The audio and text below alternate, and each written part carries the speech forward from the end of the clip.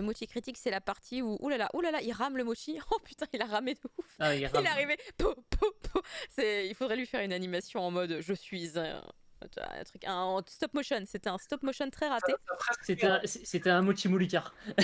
Ouais, ça a fait presque comme dans les séries dans lesquelles t'entends ton ton ton, mais tu vois le personnage qui arrive, bah voilà. Il y a quelqu'un en plus qui nous a fait un joli photomontage, j'ai envie de dire, entre l'illustration de quelqu'un qui a dessiné un petit Moluka et il a fait le cri du Moluka. Il a fait le cri du Moluka et il a refait le logo mais avec un poui-poui dedans et c'était trop bien. Franchement, bien pensé. Alors, du coup, dans le mochi critique, la première critique sera justement sur Ocean Colored Polaris et je suis très très contente que tu sois là parce que peut-être tu vas pouvoir nous expliquer des trucs. Moi alors du coup... Ah merde, c'est nul, je comprends pas, s'il te plaît. Non, regarde, j'ai mis un mochi qui sourit. Donc j'ai quand même eu le sourire en sortant de ma lecture, mais peut-être était-ce un titre trop poétique pour moi. Il y a des passages où j'étais un peu en mode je ne suis pas tout à fait sûre de bien saisir le vrai propos, le propos le plus profond de l'histoire, mais c'était un agréable moment. C'est une histoire toute douce finalement, malgré certaines thématiques qui sont un petit peu dures dans l'histoire, comme je pense par exemple au harcèlement scolaire. Oui, le premier, c'est le suicide, hein, l'idée de se suicider, puisque on débute effectivement cette histoire avec une héroïne toute mignonne et en plus avec de l'humour qui essaye de se suicider, mais qui a du mal parce qu'elle se dit putain, en fait, c'est haut. Putain, c'est haut de sauter dans l'eau. Ah ouais, mais du coup, je veux me suicider, mais putain, j'ai pas le courage. Donc, en fait, c'est rigolo de voir un personnage qui, supposément, est à cran, on va dire, et qui en veut en finir avec sa vie, mais qui se dit oh là là, la hauteur, finalement, j'avais mal calculé mon coup. Et donc, vous voyez sur les illustrations qui sont disponibles, un petit peu le style graphique. Je vous disais que c'est un style visuellement quand même plutôt très très doux. Et en fait, notre héroïne va être sauvée puisqu'elle va malheureusement glisser. Elle n'était plus très sûre de son coup. Elle va glisser et tomber dans la mer, hein, tout simplement. Et elle va se faire sauver par... alors, on va dire une sirène, mais comment on appelle une sirène au masculin? Je ne suis pas tout à fait sûre. Un homme sirène, on va dire. Comment? Faut pas spoiler. Non, je sais pas. Bah, c'est les premières Ah bah pages. là, elle va raconter toute l'histoire. Non, mais c'est les premières pages. Ah non, mais c'est les premières pages. Caro, c'était un élément on avait fait exprès de ne pas en parler durant toute la campagne de communication, parce que pour moi, c'était quelque chose qui était atypique. On voit sur la jaquette la sirène, tout est tourné autour de ces personnages qui sont censés être des personnages féminins, et tu as fait la même erreur qu'a fait Katengi hier, c'est-à-dire que cet élément... J'attendais qu'on me parle de Katenki. Bam, c'est bon, allez, merci. Voilà, alors écoutez, à la fin, il se passe ça. Non, voilà. Je raconte pas la fin. Non, et pour moi, c'est un élément important à dire. Enfin, pour moi, en tout cas, moi dans ma review, j'avais prévu de dire qu'il s'agissait d'un garçon parce que pour moi, ça rendait l'histoire vachement plus intéressante d'un coup. Car le terme, c'est triton. Ah mince, c'est pas beau. C'est pas très beau. Mais c'est trop bien les tritons, qu'est-ce que tu dis? C'est vrai qu'il y a le terme thon à l'intérieur, donc ça te fait penser à un sushi. Tu vois, donc, mais oui, gardons le thème sirène, c'est plus agréable. Ouais, c'est pour ça, un homme sirène, c'est stylé, tu vois, dans l'idée. Parce que, en fait, donc, c'est la rencontre entre j'ai envie de dire deux jeunes, puisqu'on sait pas tout à fait. Je sais plus si l'âge est précisé à un moment donné, mais c'est des jeunes, voilà, des jeunes. Et en fait, des collégiens, lycéens, un truc dans le genre. Je sais plus si c'est collégien ou lycéen. Je crois que c'est collégien, mais j'ai un doute. Je crois que c'est collégien. Même moi. Alors je l'ai lu, genre hier, mais je crois que c'est collégien. Je crois aussi, si je ne me trompe pas. Fin collège et début lycée. Et ça va être tout simplement, comme la couverture le montre, une histoire qui va parler de cette rencontre de ces deux personnages et qui vont tous les deux évoluer. L'un grâce à l'autre, de deux manières totalement différentes, parce que du coup les deux ne recherchent pas du tout la même chose. Et je trouvais que c'était une histoire qui était assez poétique dans sa narration, déjà parce que le style, je me répète, mais il est très doux, les traits sont très fins, on a des trames qui rappellent pas mal de shoujo au niveau de l'utilisation des trames, beaucoup, mais je vous disais, il y a quand même des thèmes qui sont un peu plus durs, parce que bon, il y a du harcèlement, je préfère le dire, c'est un espèce de warning parce que le harcèlement, il y a des gens qui supportent pas d'en voir.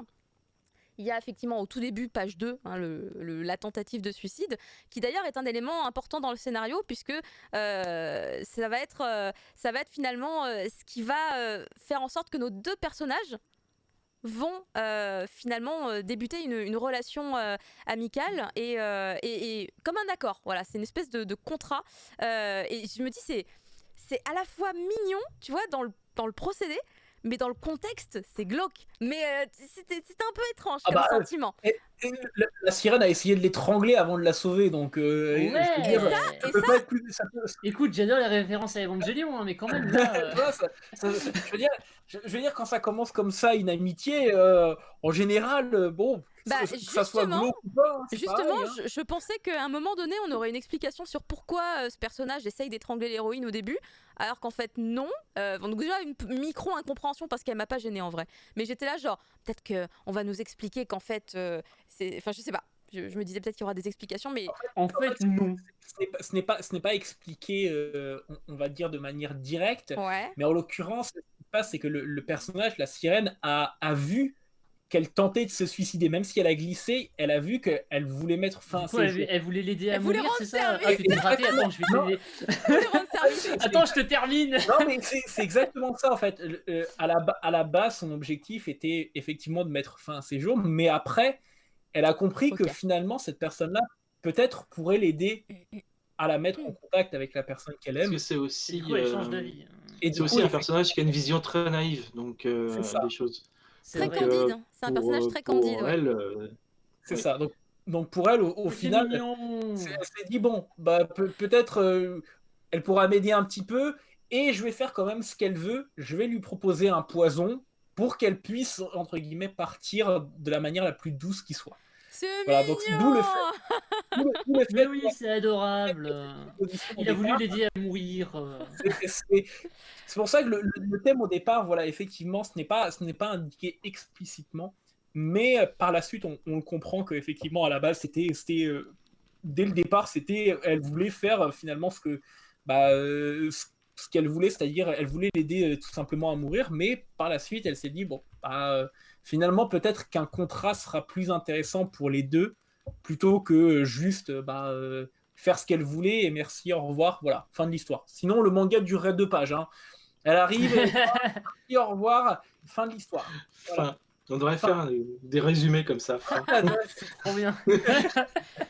Vous voulez la fera un suite, carton. lancer une campagne participative, voilà, comme ça vous aurez la partie 2, ce qui se passe après. Mais alors, justement, c'est une Il se passe d'autres trucs. Mais de base, c'est pas une histoire qui est forcément trop longue non plus, donc ça se lit assez rapidement. Parce que du coup, ce one-shot en fait est rempli d'autres histoires. Il y a des histoires bonus déjà par rapport à l'histoire principale. Puis il y a des petits one-shots qui n'ont aucun rapport ou qui peut-être se passent dans le même univers, mais on s'en rend pas vraiment compte.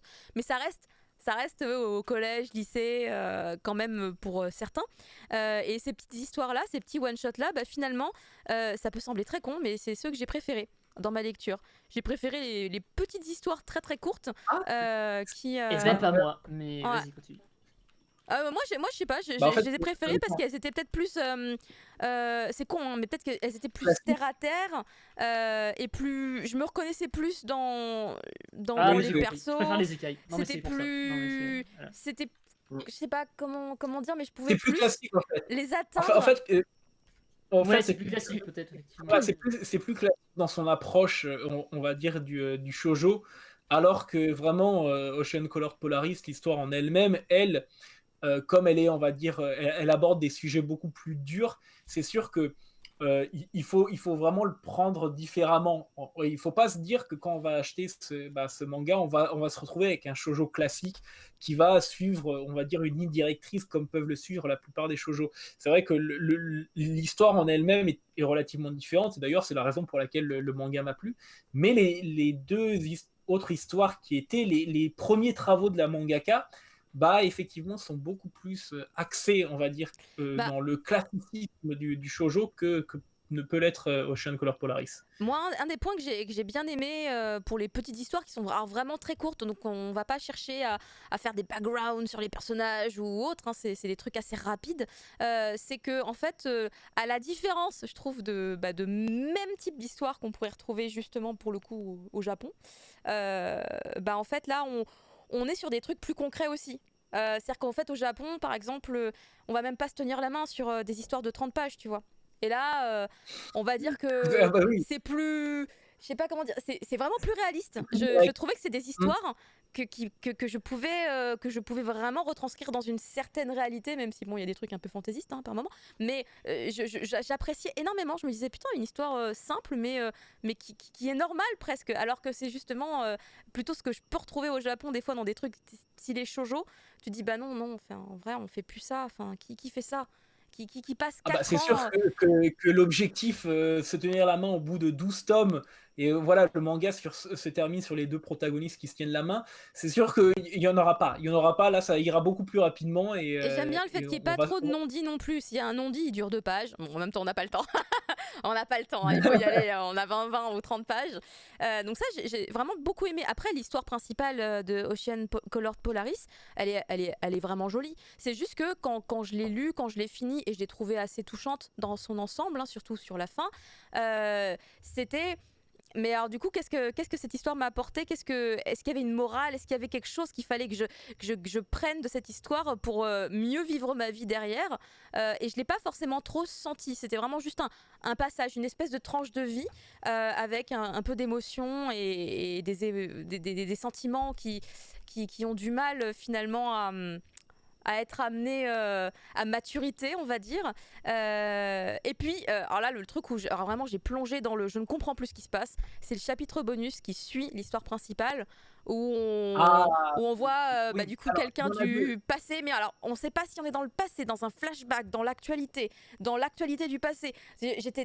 Là vraiment, j'étais très perdue sur l'intégralité des pages de cette histoire courte, qui est un bonus. Je te rassure, le bonus 1, beaucoup. J'ai même reçu un message d'autres journalistes qui l'avaient reçu pour me demander des explications. Et il est vrai que c'est peut-être, on va dire, le chapitre bonus avec le plus d'informations à digérer et qui peut être assez difficile. En l'occurrence, au début du manga, le personnage fait, quand il fait le deal en disant je t'aiderai à mourir grâce à une potion, c'est un poison qui est fabriqué par une sorcière. Ça, j'ai bien compris que c'était la sorcière, mais ce qui est très bizarre... Moi, j'ai compris comme un préquel, perso. Voilà. Ce qui est super bizarre, c'est l'ensemble, c'est la narration de ce passage-là, puisqu'on la voit dans sa vie avant, on la voit dans sa vie après, on la voit dans un flash... En fait, c'est un mélange entre flashback qui explique comment elle est devenue justement cette sorcière-là, et en même temps, ça explique, on va dire, les moments présents se passent un petit peu avant le début de Ocean Colored Polaris. Donc c'est-à-dire que c'est une sorte, c'est une sorte de flashback avec des flashbacks. Et quand tu lis ça, t'as tellement d'informations qui arrivent en même temps que vraiment il faut être bien attentif pour pouvoir tout comprendre. Et d'autant plus, moi je trouve avec la narration chinoise et dans le cas ici taïwanaise, qui est souvent, il passe du coq à l'âne très rapidement. Et c'est parfois très très dur à suivre quand comme ça, sans transition, sans contexte, sans transition, ils enchaînent les événements. Moi, je suis pareil, donc mais ça, c'est global, vraiment au style. Ah, mais totalement, parce que même les webtoons chinois, c'est pareil. Hein. Tu fais, oh, attendez, quoi, Donc, dans cette histoire précise, moi, ça m'a perdu aussi. Mais moi, je suis entièrement d'accord. C'est-à-dire qu'il y a besoin, pour ce type d'histoire, il y a besoin d'avoir un peu plus d'attention. Là où, par exemple, sur un manga japonais comme Quand la neige m'appelle, Country Girl, derrière, ça va être extrêmement fluide et tu pourras le lire presque avec le cerveau en mode off. Quand tu lis des histoires comme Don't Call Me Magical Girl ou Ocean Color Polaris, c'est vrai qu'il faut être extrêmement attentif à tous les petits détails qu'il y aura dans le manga. Et à partir du moment où tu te focalises sur ça, à partir du moment où vraiment tu vas te plonger à l'intérieur et que tu vas comprendre de tout l'univers, ça va être beaucoup plus facile à digérer. Mais c'est vrai que ça demande beaucoup plus d'attention, et quand on est habitué à des mangas où tu mets ton cerveau en mode off, d'un seul coup repasser à des mangas dans lesquels il faut vraiment, entre guillemets, s'appliquer et être concentré, c'est un peu difficile. C'est un peu comme si tu passais du light novel à un roman bien plus épais, avec bien plus de détails. Là, à ce moment-là, le light novel, c'est vraiment, on va dire, un roman que tu peux lire dans le train facilement, de manière très rapide et tout ça. Alors qu'un gros roman avec tout un univers et un background, là, à ce moment-là, tu dois vraiment t'appliquer pour essayer de comprendre tout et connaître le nom de tous les personnages et tout. Donc, on est vraiment dans la même idée. Et ouais, effectivement, je suis assez d'accord avec vous à ce niveau-là. Mais sinon, globalement, c'était une lecture sympathique et agréable. Ça se lit assez rapidement aussi, en plus, je trouve. Moi, j'ai pas trouvé que c'était complexe. C'est juste qu'il y a des trucs que je me dis, je me perds. Mais c'était pas complexe. C'est pas des mots bizarres ou compliqués. Hein. C'est vraiment juste des passages qui sont un peu. Mais bon, globalement. On reste dans une ambiance du début à la fin et je trouve que même c'est cool d'avoir mis des petites histoires courtes à la fin parce qu'en plus elles sont très joyeuses et tout, donc on finit sur une petite touche douce à la lecture, quoi. Petite anecdote, c'est que dans la version originale, les histoires bonus de Ocean Colored Polaris étaient mis après les histoires courtes. Ah oui. Donc c'était encore plus incompréhensible en fait. Et quand j'ai lu le manga comme ça, j'ai fait et ça n'a pas de logique en fait. Parce qu'en l'occurrence, pourquoi on ne met pas directement les histoires bonus après l'histoire principale, un petit peu pour. Surtout que l'histoire bonus 2, pour moi, c'est un peu la vraie fin du manga. C'est vraiment un petit peu la vraie fin, on voit vraiment ce qui se passe après. Donc pour moi, c'est logique que derrière elle soit. C'est un épilogue, ouais. Exactement. Et pour moi, c'est important que ce soit après l'histoire principale. Et du coup, il faut essayer d'expliquer ça aux ayants droit. Il faut expliquer, mais pourquoi vous voulez. Parce que quand tu veux changer l'ordre des pages d'un manga, c'est extrêmement difficile. Bien sûr, vraiment évidemment. Presque faire un dossier pour expliquer pourquoi tu veux changer l'ordre, en fait.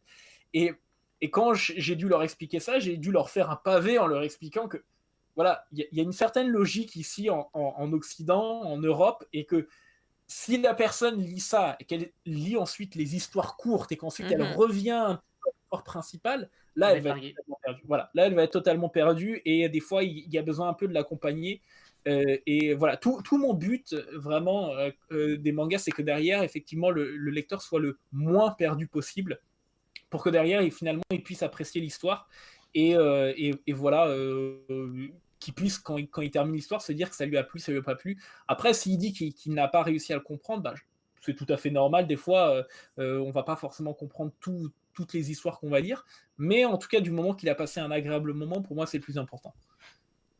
Ok. D'ailleurs, je me permets de rappeler que vous pouvez remporter ce one-shot Ocean Colored Polaris. C'est Chato qui nous l'offre pour vous. Et du coup, si vous voulez participer au tirage au sort, pour voir les conditions, point d'exclamation, giveaway sur le chat. Merci Batstref, tu es au taquet. Et on fera le tirage au sort, je pense, peut-être d'ici 1 ou 2 reviews. Tiens, histoire de laisser un tout petit peu plus de temps, même s'il y a déjà pas mal de participation. Du coup, moi j'avais dit tout ce que j'avais à dire sur Ocean Colored Polaris. Je crois que Fumble, toi aussi, t'as commenté pendant Prof Isekai. Ouais. Pareil, on est bon. Oh, on est bon. J'aime bien les écailles, j'aime bien les sirènes, elle est sportive. Moi je voulais dire un truc en fait. Pour moi, le twist le plus intéressant dans l'histoire, c'était pas le fait que ce soit pas une meuf. Hein. Pour moi, c'est le truc après. Et ça, j'ai trouvé ça génial. J'ai trouvé que c'était moderne et que c'était frais. Après. Et je le dis pas. Oui. Moi, j'ai trouvé ça génial. Et c'est pour ça que je voulais préciser d'entrée de jeu que c'était un homme sirène. Voilà. Moi, je voulais préciser que c'était un homme sirène parce que du coup, en plus, les deux personnages, dès le début, du coup, ils sont extrêmement complémentaires sur plein de points. Ça crée plein de situations rigolotes. Et pour moi, le twist, il arrive après. Vraiment, le truc après, je suis là genre... Moi, j'ai applaudi dans mon lit. Je lisais dans mon lit, j'étais là... Mais voilà.